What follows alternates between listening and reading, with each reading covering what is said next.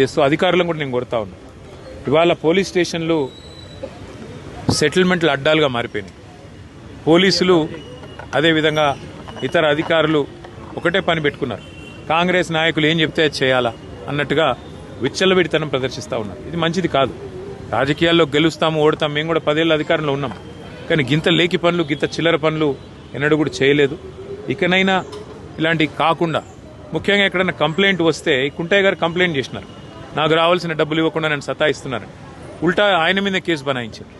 అంటే ఈ రకమైన వేధింపులు, ఈ రకమైన సివిల్ మ్యాటర్లో కూడా పోలీసులు దూరడము, సెటిల్మెంట్లకు ప్రయత్నం చేయడము, ఈ రకంగా అరాచకం చేయడము ఇది ఎంతమాత్రం మంచిది కాదు. నేను ఏ ఒక్కరి మీదో నేను విమర్శ చేస్తలేను. ఇది ఈ రోజు కుంటయ్య గారికి జరిగింది, రేపు ఇంకోరికి జరగవచ్చు. కాబట్టి ఇది మంచిది కాదు. దయచేసి కంట్రోల్ చేసే ప్రయత్నం చేయాలని చెప్పి కూడా నేను ఈ రాష్ట్ర ప్రభుత్వాన్ని కూడా కోరుతా ఉన్నా. కానీ ఆ కుటుంబానికి మాత్రం ఇవాళ ఇంతకంటే ఎక్కువ రాజకీయం నేను మాట్లాడను. ఆ